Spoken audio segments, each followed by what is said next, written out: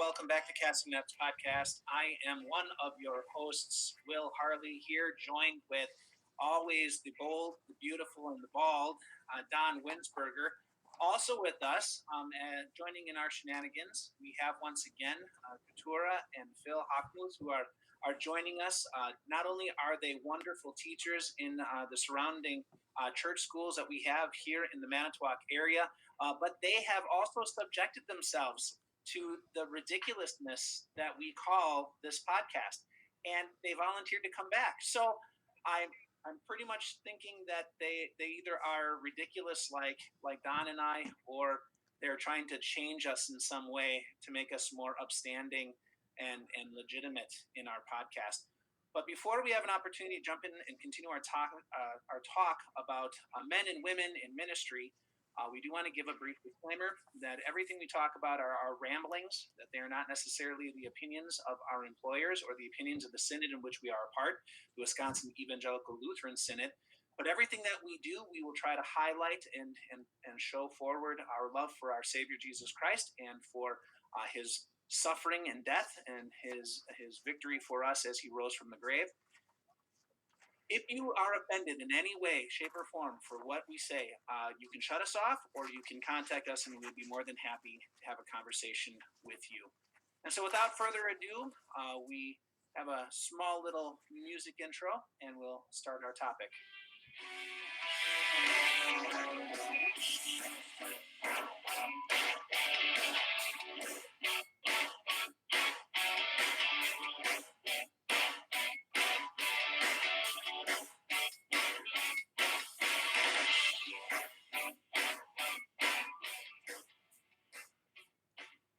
Well, it has been another week, and the world has decided to continue to make its fear known with COVID-19, and we have all been stir crazy. I noticed that Phil is losing a little bit more of his hair, so I'm assuming he's pulling it out.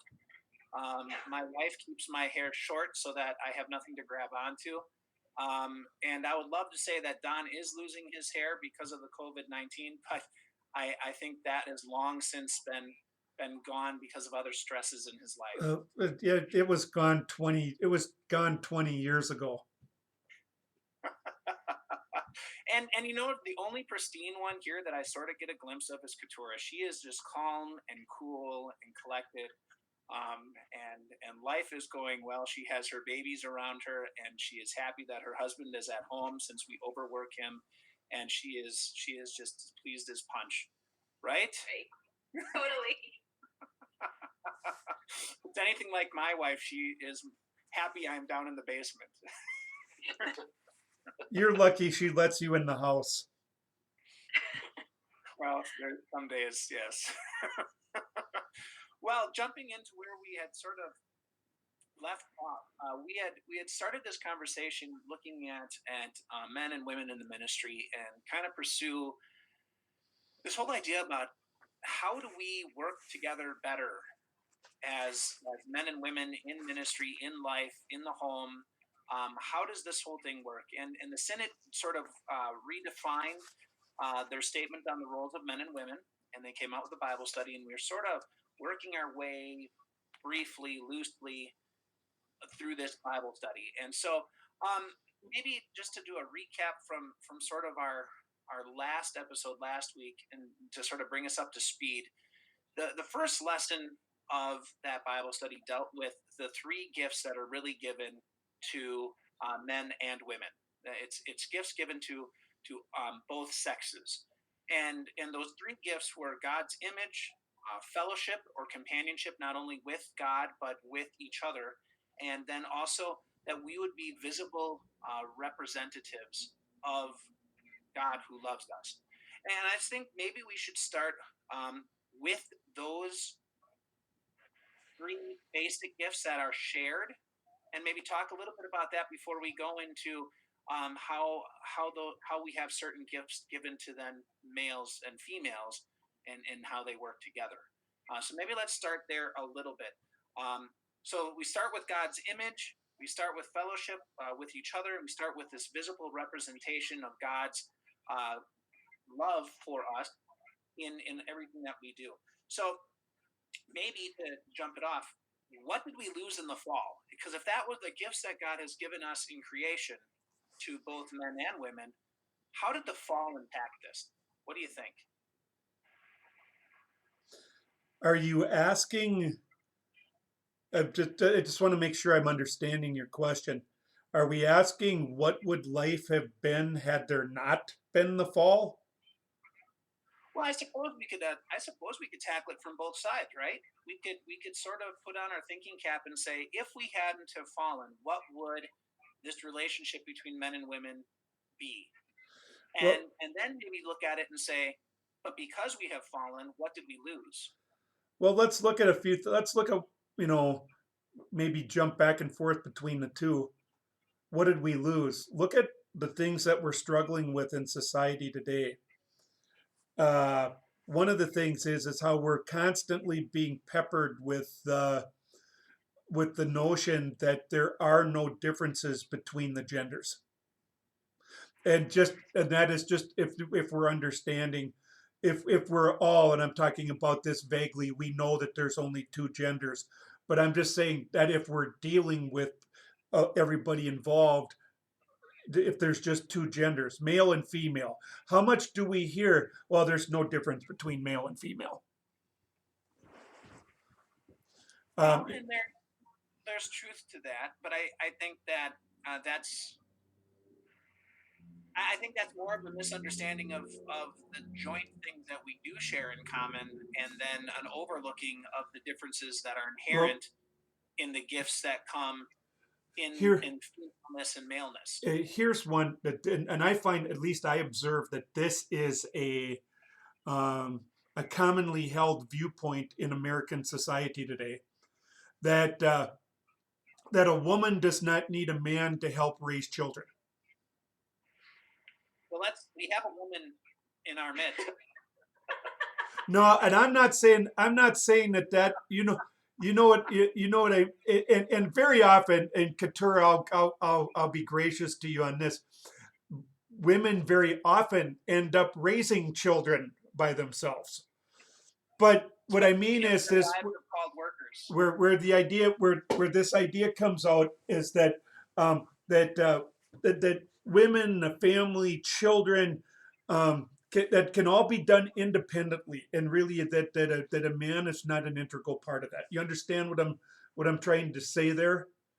And it's stuff I see that's scary, because you see that in our society today, uh, single women having children, raising families, is something that's considered admirable, noble, and even encouraged.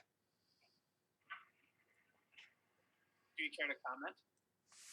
Well, I know I personally could not do it without Phil at all. I mean, it's I would go crazy, But as a teacher, though, I see differences actually in students who do come from either a single mom household or a single dad household, and there's quite a difference between those kids and the kids who do have both parents at home. It's amazing how you do see a difference, but Now, is that difference in a good way or in a bad way? Are we looking at a difference as like maybe the children have more of a hill to climb because of some of the things that might be lacking, or do you find it more of a benefit to the children? I think that's really where the focus of the question is. I guess generally speaking, usually not all the time. I mean, there are those exceptions, but the kids that usually come from a one parent household, there's something missing. You can just tell in the kid there's something missing. Whether it's a single mom, there are certain kids they have to take up more slack. It seems like they grow up faster. If it's a single dad, it seems like the girls are kind of lacking in something. They kind of need that mom. There's just something lacking. I know when we taught in Milwaukee, those kids that were raised by mom, as a female teacher, they didn't respect me as much as they did the female or the male teachers. Because they were always getting harped on by mom or grandma or whatever female was raising them. So when I did say things to them, they didn't take that as gold. As when if Phil came into my classroom, or if another male teacher would come to the classroom, there was the different level of respect. If that makes any sense. It was more, what's that word I'm looking for? I can't. It starts with an M. But there was just something about with just they were always being harped on by their mom or their grandma. They didn't care what I had to say. If that makes any sense. I don't know if it does. But you taught in Milwaukee too, so I don't know. I just know I couldn't do it without him. So, but there are those people who they have no choice, like their spouse, maybe died or they're in the service or something.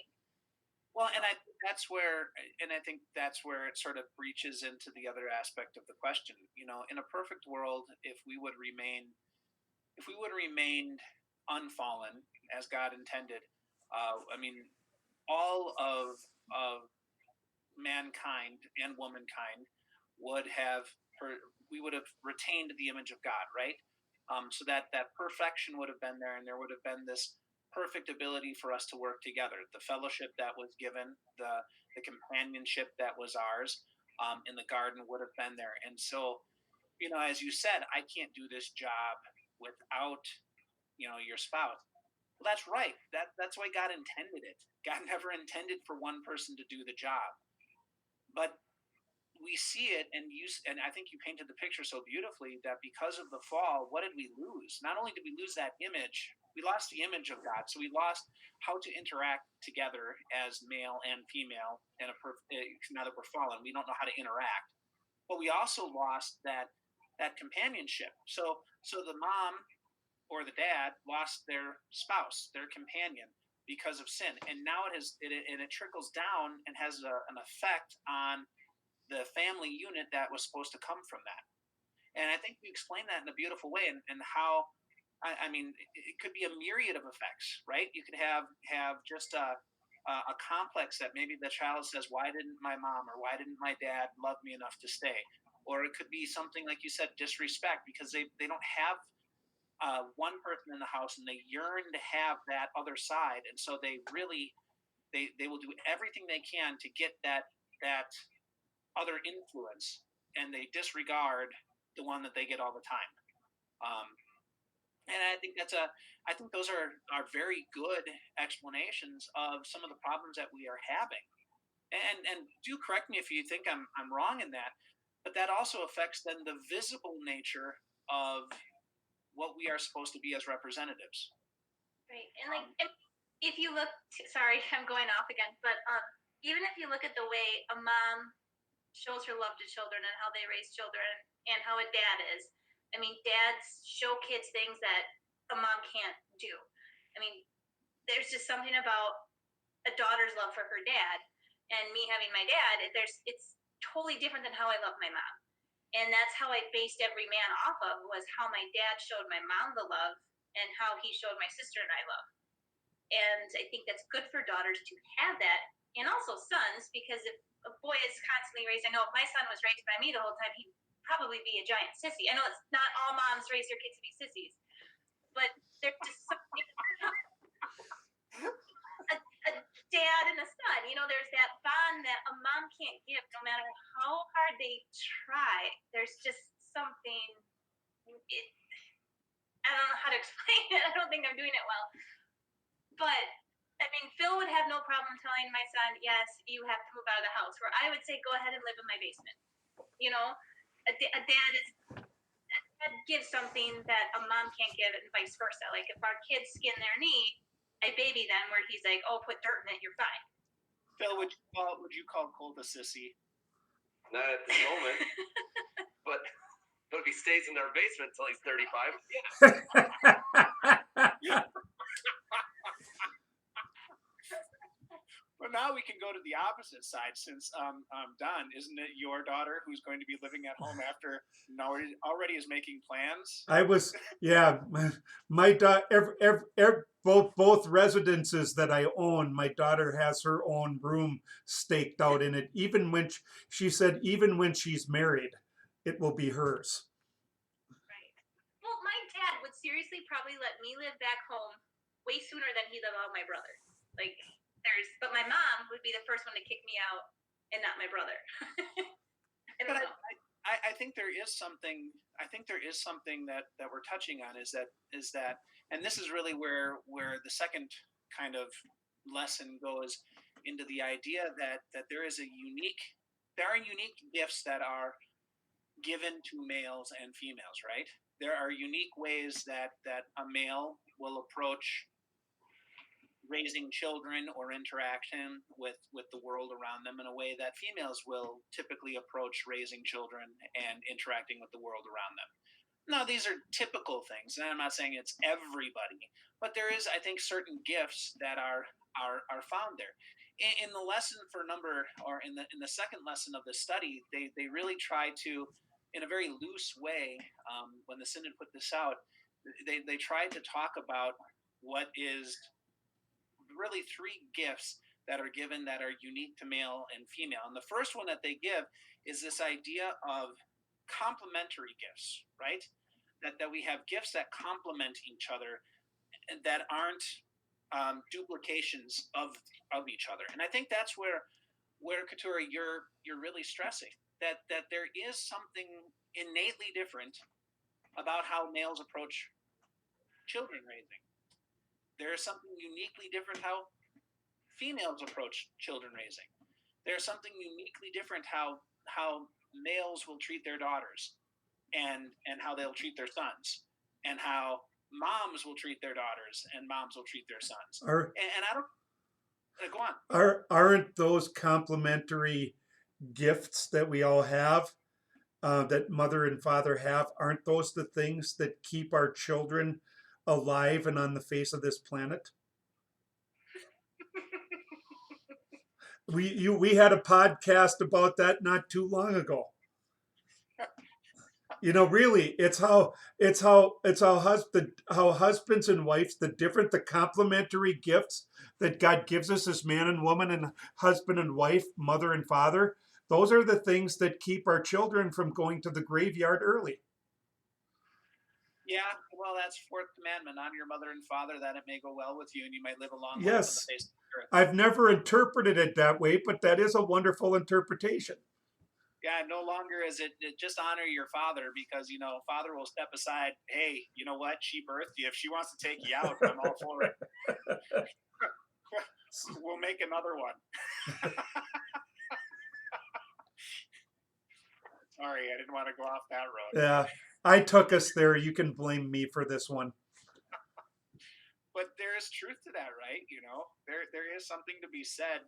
I remember when I was growing up, and we've shared our war stories with our own families, Don. But there was times we grew up where I've heard that, from my dad. My dad said it to me. I brought you into this world, I can take you out. And my dad would always back that up with, I was in Vietnam and I killed people. Just to add the extra fear into your heart that, but I think there is something to be said about the complementary gifts that are given to each of us as male or female. And we talked a little bit about them. Ketura, you I think highlighted some of the uniqueness that is, and I don't want to say in every woman, because that would maybe be an overstatement, but in the vast majority of them. And how you said, the fact that when the kids come in and they're crying because they skinned their leg, right? How you react to your children and how Phil reacts to his children and how I would react to my children and how Jen reacts are vastly different ways of reacting. If my kids come in and they say, oh, I was pushed down and I bumped my knee. So what? Go out and play. Are you bleeding? No. Then who cares? But also notice, Will, that out of your three children, and I noticed this with Megan and that for whatever the concern or the need that the child may have, she will go to one for a certain need and to another for another need. She won't because our children know, I'm going to get what I need in this situation with this parent and not with the other. They're smart. They see those differences already. And so so let's say that Liam is looking at, he falls down, scrapes his knee. Most likely, unless Jen's not around, most likely he's going to go to her. Oh, all the time, 100% of the time. I can even give you an example that happened just this week. He was out riding his bike down a hill, which I told him. I said, first of all, why would you do that? And second of all, he thought he was being smart. He was riding down the hill into wooded areas. So the smartness level. I mean, Apple anyway, doesn't fall far from the tree, by the way. that's why I keep telling Jen. I said, Jen, they're always acting like you. That did not win me any brownie points, by the way. But he goes and he rides his bike and he loses control, and the steering wheel or the handlebars turn and they jab him right in the stomach. And I mean, he's got this huge scrape. He's got this huge scrape on his stomach, and he comes in and he's crying. He's crying. He's like, "Oh, I'm so hurt, and oh, my inside, and oh, I need a band." And so he's just, he's falling to pieces. And he comes over to me and he says, "Dad, you don't understand. Look how much I hurt." And so I just went through my surgery on my mesh, having a hernia repair. And so he's showing us. He's like, "Look at how much I hurt. I need to have this bandage." So I just lift up my shirt and I said, "Is it like this?" And he said, "Well, no, that's disgusting." And I said, "Then shut up." Mr. Reverend Compassion.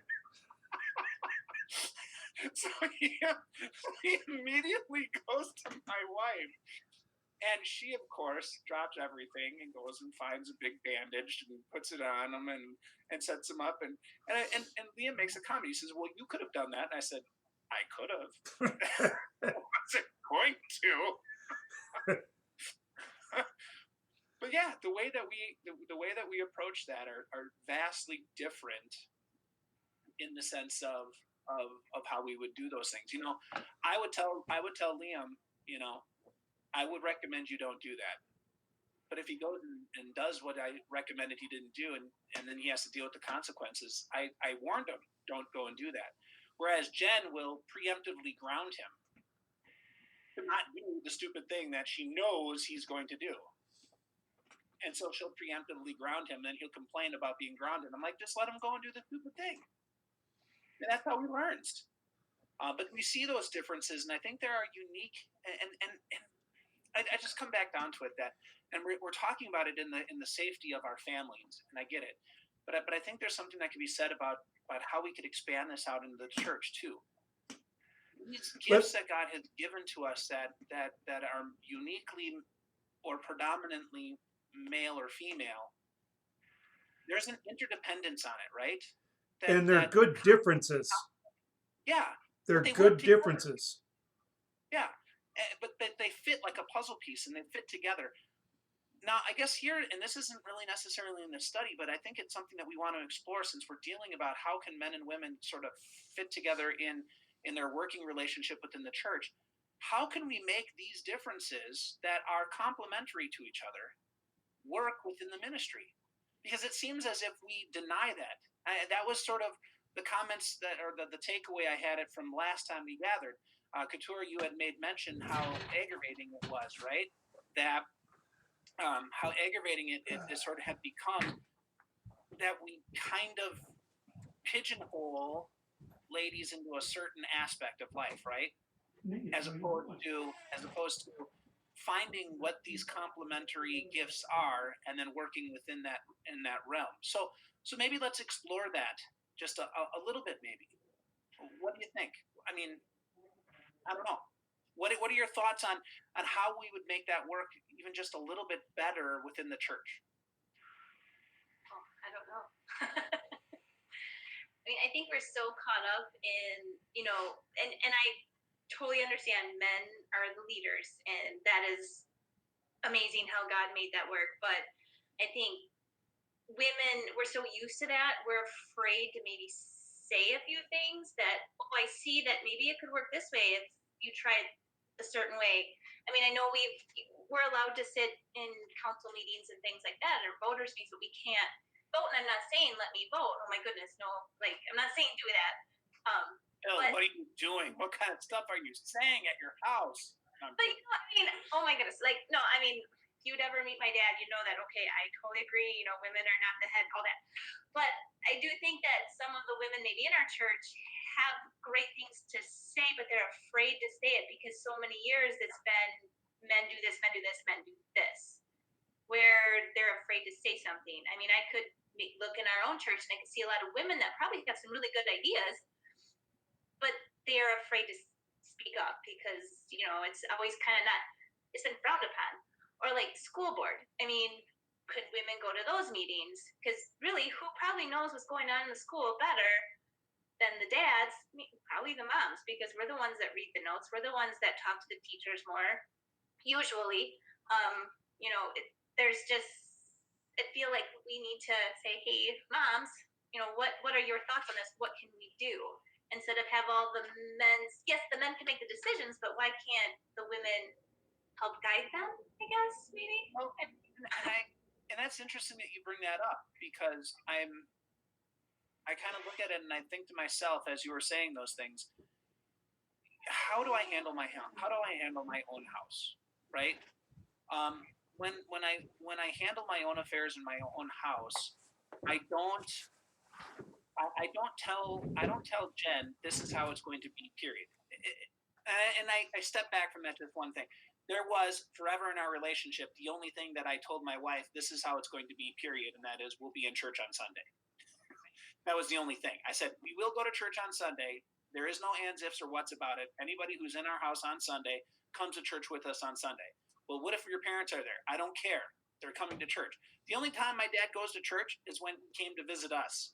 And he was there for a Sunday, and he knows the rule. If you're in our house on Sunday, you're in church with us. But it was one of those things where the rest of our time in our household, I mean, it's a conversation. It's a conversation of what are your thoughts? What are my thoughts? And maybe, I guess I had envisioned our household was very complimentary in the sense of I can't say I know everything. And there's a lot of things that Jen is in tuned to that I don't know or I didn't think about. And I'm wondering if there is something valid. And I'm not wondering, I guess I agree. There is something valid to say that we need to find an outlet within the church in an appropriate understanding of the gifts that God has given, not only the gifts that we share that are the same that we have reclaimed the image of God in Christ, that we have a companionship together, a fellowship together because of Christ, and that now we are the visible representation of the body of Christ. But also, how do we make those complementary things come together? Maybe taking a step back, and I have to apologize. I had a phone call I discreetly left for. But I'll give you an example. Actually a leadership meeting the other night, and I involved a young lady from the congregation involved in the medical field. Wanted her at the meeting to give us insight to give us some wisdom as we're making decisions about how to carry out ministry and to protect our members and the general public. Appreciated her being there. I maybe some of this can be interpreted to her showing respect for the male leadership that was there with her. But I think some of it too is I perceive some of it. She was sometimes afraid to speak too much. Even when we were making decisions, do I have to leave the room when you guys vote, or I don't want to say too much because I don't want to appear to be overbearing or trying to run things. I appreciate that, but I think sometimes our men and women, especially in the church and ministry, we don't know or are even comfortable where the boundaries are. And I think that leads to a lot of nothing getting done and hindering the work that the Lord's called us to do together.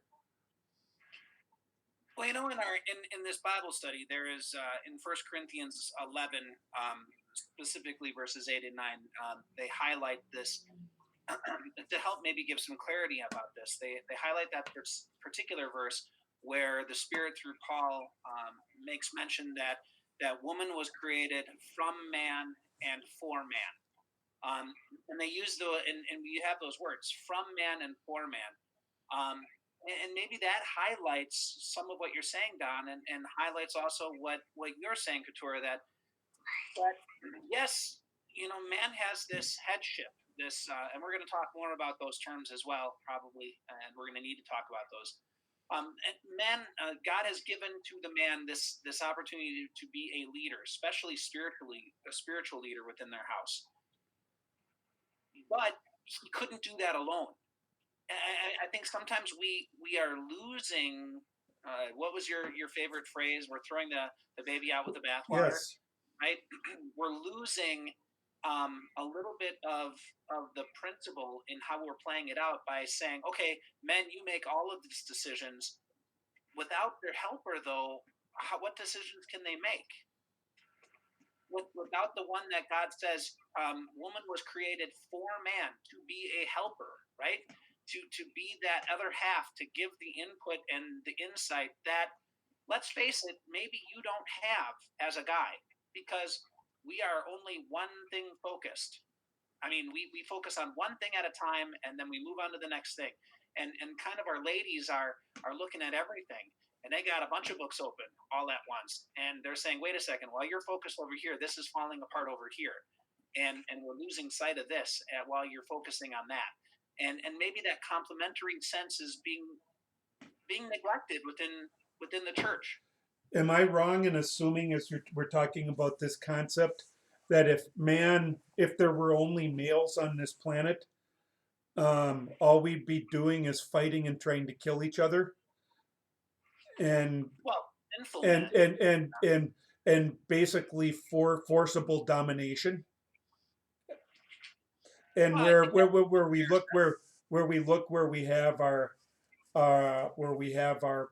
partners, our counterparts, and females, once again with their complementary gifts, they help to keep, like you and I have said women. You've said this with me. You've seen how my wife has tamed me. Oh yeah, yeah. I knew him before he was married, and he is domesticated. Let me tell you. And I really feel I think as we're talking too about what would life be before, or what would it be before the fall, what it would be in perfection, and we're looking at both sides. Really, I think too, what a big hole that would be. I mean, I figure if this planet only had males on it, it would be a place that the three of us would not want to be a part of. And I know it's speculation, but it comes back to this point, what a wonderful blessing females are in complementing us and bringing us back more towards the middle. And I do have to comment towards that, because and this is something that I've noticed, and I think you've noticed too, Don, in the ministry, and Phil, depending on how deep you've gone into the church side of ministry, you may have noticed this too. By and large, the most faithful people in our congregations are the ladies. By and large, the most faithful people in our congregations are the ladies. And I have found in my short ministry, and maybe you can agree with your longer ministry, Don, that the ladies who truly take seriously their role as helper and complementary companion of their husbands have very faithful husbands involved in church too. I would agree with that. Definitely agree. And it seems like the very, very faithful women who take seriously their role as helper really are taking very seriously the role as encourager for their men to be in church doing the things of church and doing the things of ministry and involving themselves in the word and sacrament. And maybe that's where we're having this disconnect. Maybe we're having a disconnect because maybe ladies are afraid to stand and be the helpers God intends them to be, And on the flip side, maybe we have, not maybe, I'm assured of it. We have men who are not looking for a helper in their spouse.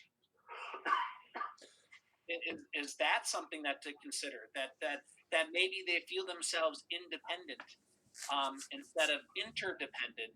They consider themselves to be independent, and that their spouse is just there for cleaning, cooking, those types of things. But when it comes to the matters of life, they view themselves as more independent than interdependent on each other. What do you thought? What do you think about that? I don't know. It's an interesting point. It would take me some time to think that one through, but I think the short answer is I think you have a point.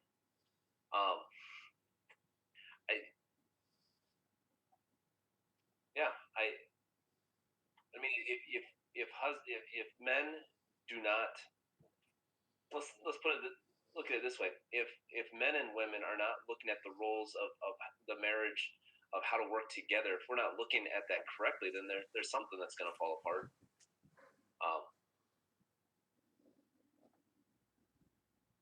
Sorry, that's in the house, right?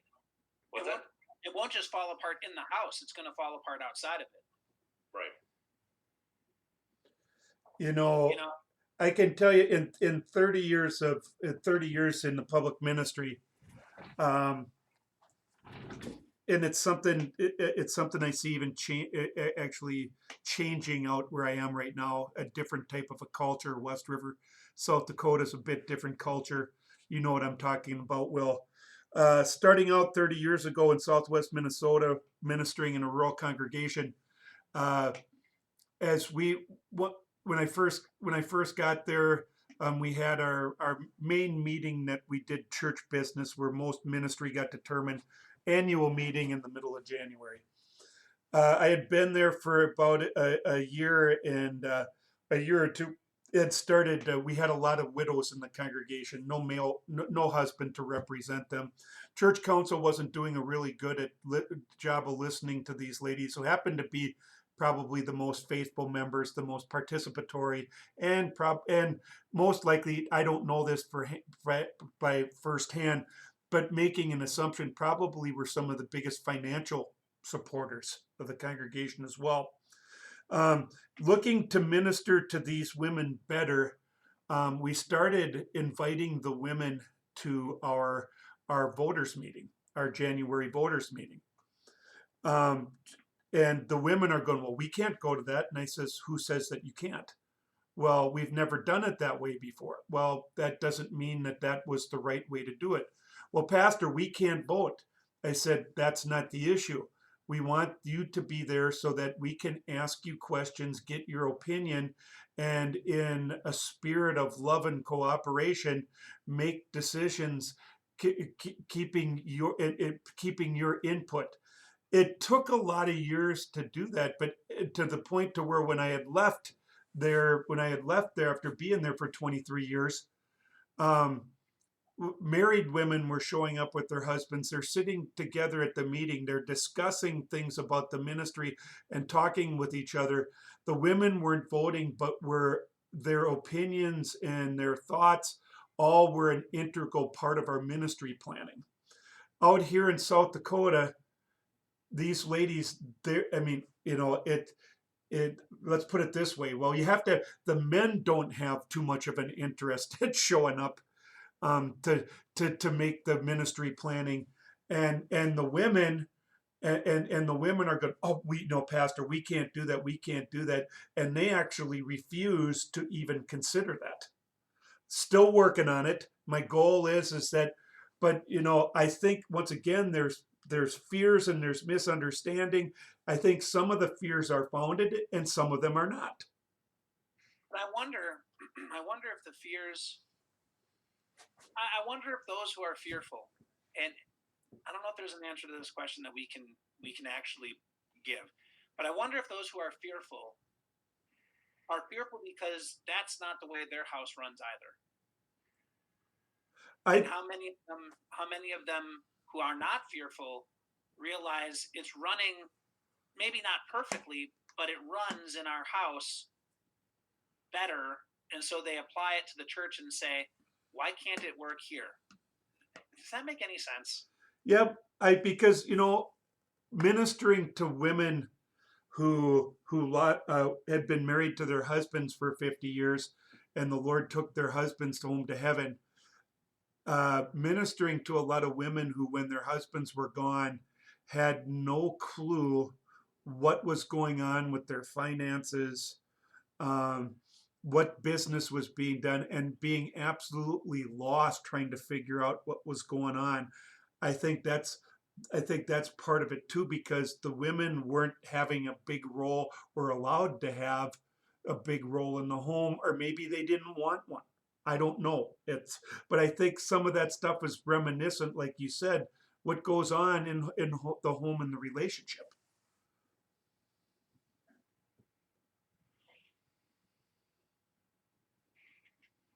I look at it and I sort of think to myself, and maybe I'm off base here, but when I was going through these lessons just to prepare for some of this, I was thinking back to what communication must have been like between Sarah and Abraham. Um, you know, the times that Abraham gives his wife away and says, "Well, she's my sister." She doesn't have any complaining. She doesn't do any complaining. So I'm wondering. I know Abraham is the one who gets in trouble for that. I get it. But did they talk that out? And they did. I mean, you think about it. Did they talk that out and come to this conclusion that they were going to both sort of embrace this lie, and together? Because it doesn't seem like Abraham was the one. At least when you look at Abraham and his interaction with his wife, that he was the one that said, "Okay, Sarah, do this." I mean, it seems like it's more they talk a lot of things out and they come to a general consensus. Even when Sarah says, "Okay, I want a child. You're going to give me a child. God's promised me a child. Here's my handmaiden Hagar." Yep. And Abraham's like, "I don't know if this is a great idea." And she says, "This is a legal idea. This is a legal idea." I want to correct you on that. Abraham did not raise an objection to that. If you go back and look in Genesis, he did not. Right. He did not. Well, He did not raise an objection. that's exactly what I'm saying. I mean, that's a very functioning legal idea. But that's one of the questions that I have. Like, sometimes are we so pigeonholed into our thinking that this is the way that it has to be run, and this is the way that church has to be, and this is the way that we have to perform, that what we have really failed to do is to embrace the complementary gifts that we have that God has given to us, the interdependent gifts that God has given to us, and that we in the defense of our own authority, and I'm going to use that term loosely, in defense of our own authority as males, have purposely denied to hear our counterparts because we think that if we hear them, we will be compelled to do what they say, and therefore we are no longer in authority. That make it? Did you follow that? Yeah, I follow that. I see where you're going with that, because potentially in some situations, if you ask for advice and you get advice and you don't take that advice, then the person who has given you that advice may not ever want to give you advice again. Has it ever happened in your house? It seems like you're speaking from a point of reference. Sure, leave it to you to always try to pour gasoline on a spark. I will give him advice and say something, and he doesn't take it, and then someone else gives him the same advice, and he does it, and it works out. And I sit there, I'm like, I told you to do that.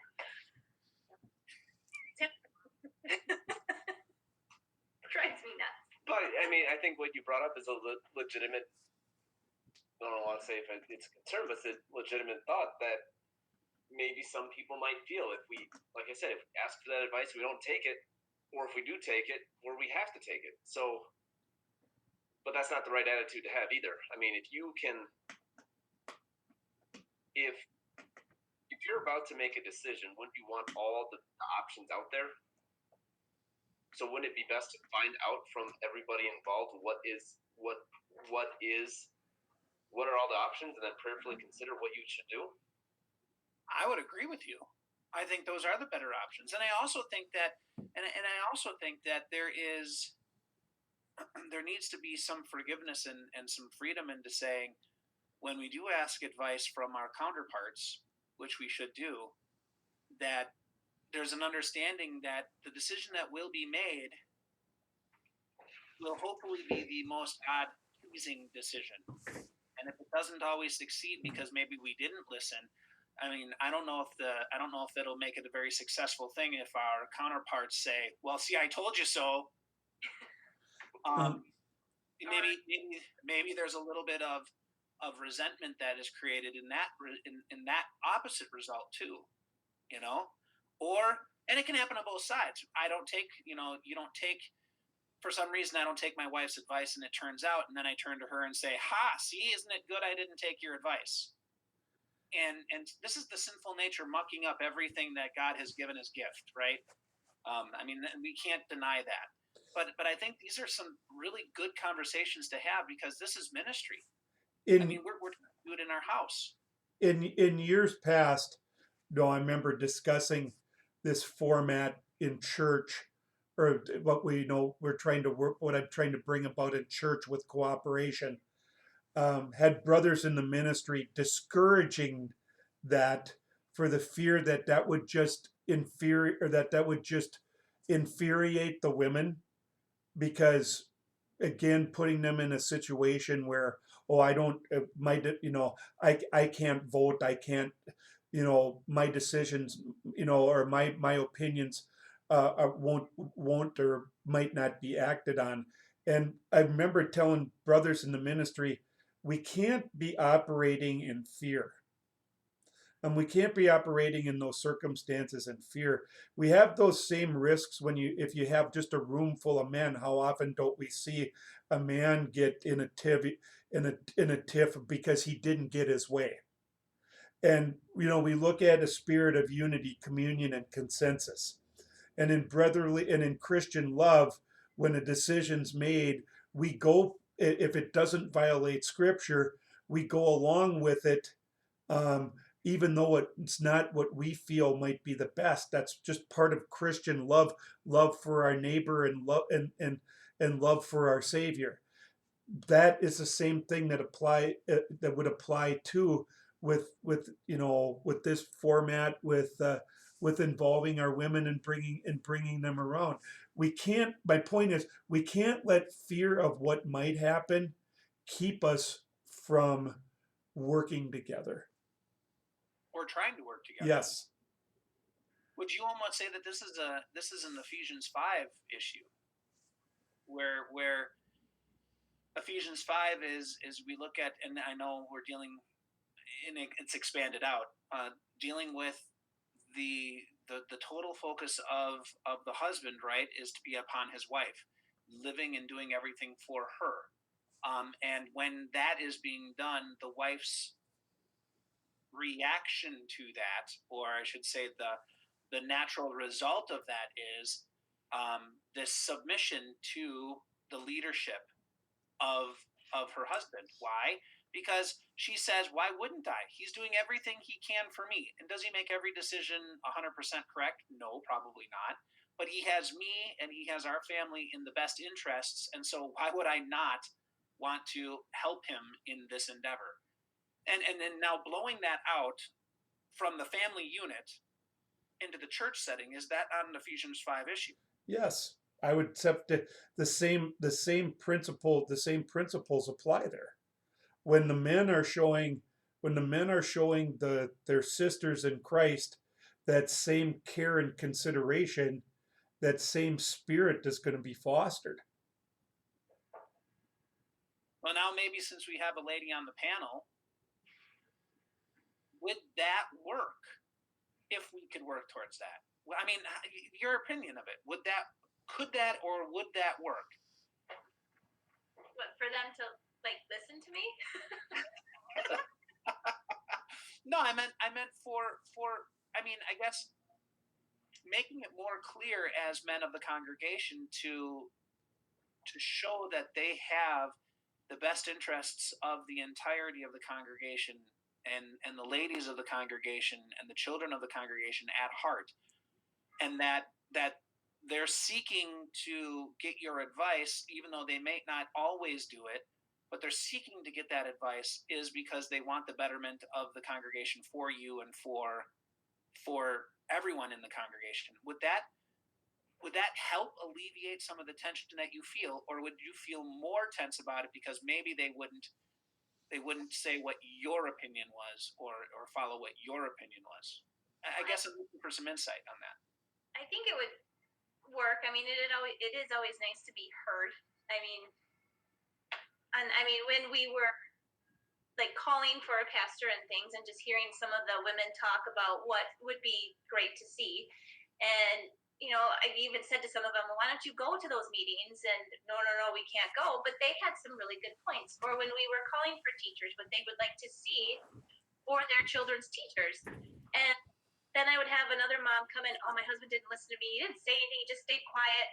And it's like, well, then go to them. I think, yes, if we do encourage them to speak up, but just be careful not to. I have a problem where I don't like to feel dumb. And so basically, don't let them feel inferior, I guess maybe you would say, because there has been this women don't vote, women don't do this. I think we're afraid we're going to sound stupid, or the men are just going to look at us and be like, what are they talking about? They don't know anything. And I don't mean to like paint you guys in a bad picture or anything, but I know I'm insecure that way, where sometimes I won't speak up because I do fumble over my words because, again, I'm impulsive. I don't think before I talk. But I think a lot of women, that at least my friends that I know, they're afraid to sound silly in front of the men who are making this huge decision. So, I mean, there's got to be a little bit of, how do you approach the women when they do talk? You know what I mean? Sort of. Like, be more sensitive, maybe? I don't know if sensitive is the right word. Well, but it's kind of like anything else. When you are, I mean, if you would encourage more women to come to voters' meetings, for example, if anyone's new to anything, and there's always different personalities, but I think a vast majority of people, if they're new to something, they're not going to want to be that new person who kind of sticks out and does something that they shouldn't. And so I think if with anything else, if you encourage women to come to the voters meetings, which I think is good to have other opinions, have that what's the word? Have that consideration for them, and then as those people are at the voters meetings more often, you're going to get more comfortable, and you're not going to feel as maybe inadequate. Or like for me, sometimes I'm afraid to talk because I'll get a glare. No, nothing against you, but because I do just kind of spit things out, and then I'll sit down and my husband will look at me and I'm like, oh, I shouldn't have said that. Well, it's interesting that you're saying these things, and maybe I'm reading the current underneath, but some of the things that I'm hearing, though, I think are really stemming from the problem that the fall has created. The sharing of our ideas, we start saying, become implicit to you must follow my ideas because you asked for them, now you must do them, or the idea of my ideas are inferior to someone else's ideas. And I start to think here more and more that maybe the best way to maybe start countering this is to realize that we're all in the body of Christ together, and that it is Christ who is allowing us these opportunities to share, right? And that it's really going to be for the betterment of the body, not myself. One lesson I learned, and it took me a while to learn it from Don, but one of the lessons that I learned from Don was that church is not a buffet, right? Church isn't a buffet that you can go to church and everyone gets something that they want. or everything that they want. It's a prepared meal, and everyone gets the same thing. And sometimes the meal that's prepared for us fits someone else a little bit better, and maybe is a little bit more to their taste. But then the next time you come in, the meal is a little bit more to your taste, right? And that we find this equilibrium in which to work, where and I liked how you said it, Phil, where we maybe can get comfortable and be considerate and maybe tactful instead of sensitive. I'm not good at being sensitive, but maybe maybe I can be more tactful, right? Um, um, well, you know me, Don. Am I good at being sensitive? No, but then that's the pot calling the kettle black. So But maybe there's something that we could be more tactful, right? And that we can approach these things with an open mind and say, what is going to be best for the kingdom of God? What is going to be and best for the body of believers? you Um, you touched on this a little bit because I think it comes back. This is one of the things that we lost in the fall because it comes to me what I want and this. Uh, Back in the beginning stages of this, back going 25, almost 30 years ago, had one of the widows from the congregation who's now with the Lord in heaven, and when we were talking about this, she says, Pastor, she says, because the church doesn't think that my opinion matters, that I can't vote. She says, I'm going to stop giving my offerings to church. And I said to her, okay. Uh, I said, I respect what you have to say, but I said, I think we need to clarify some things. And I said, first of all, I said, if you think that you're giving your offerings to church and not to the Lord, the church doesn't want them and the Lord doesn't want them either. I said that's the first thing that we have to look at. Our offerings are given, and we all look at that we give our offerings to the Lord, not to an institution. But Pastor, the church uses those offerings. I said, yes, but let's not confuse who those offerings are given to and what the motivation is. And I said, secondly, if I'm going to hold back my offerings from the Lord, if I don't get what I want, once again, that's something that's not biblical Lutheran. It's not even a Christian type of thought because it's then us dangling the carrot before the Lord saying, if you give me what I want, I'll give you what you want. This isn't how this works. And like you said, I think so. Not it. It all comes down to the difficulty is because it's a world of sin.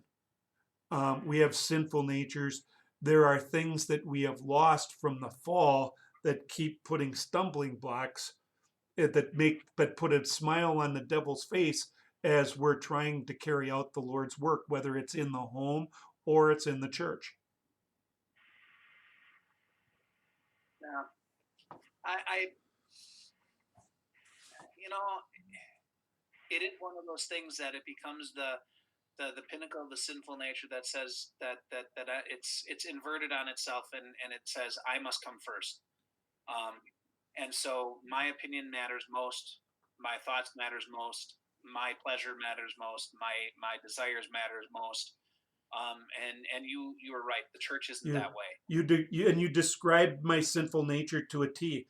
These are things that every time we have a meeting, a leadership meeting at church, where these are things our thoughts my sinful nature is having. And Right. if my sinful nature is having that, everyone else in the meeting is experiencing that as well. And so it comes back down to trying to find God pleasing ways to embrace the gifts that God has given and the interdependence we have and the gifts of fellowship that we have and the gifts of having not only spouses in our families who want to be a part of the family and the ministry and the ongoings of things, but also ladies who are valuable within the church and the body of Christ to be involved in these things. But yet, how do we do this in a way that is going to be good and God pleasing, upholding the principles that God has given, and embracing the gifts that God has given as well? Now, that question is what's going to be our pursuit next week if you decide to join us. Because next week we're going to be talking about some new terms: selfless yielding and selfless leading. And those are some of the new terms that the Synod has come up with to help describe what we are trying to figure out. And that's actually going to be very, very appropriate having our podcast on Good Friday, because talk about selfless leading and so forth. We see that so clearly in the cross. Absolutely. And so what a wonderful time. So if you're willing to join us, the both of you, unless you have someplace to go on Good Friday during lockdown. Just coloring Easter eggs. Well, then I will say that this has been a productive conversation for myself. For the rest of you listeners, I don't care if it's helped you at all. I've had more fun. And so we do invite you back next time. We hope that you're enjoying listening, and God His blessings as you prepare for Holy Week and Good Friday. We'll talk about selfless yielding, selfless leading. Thank you to our panel. Thank you to my friends. Anything you want to add? Nope. It sounds good to me. All right. God's blessings.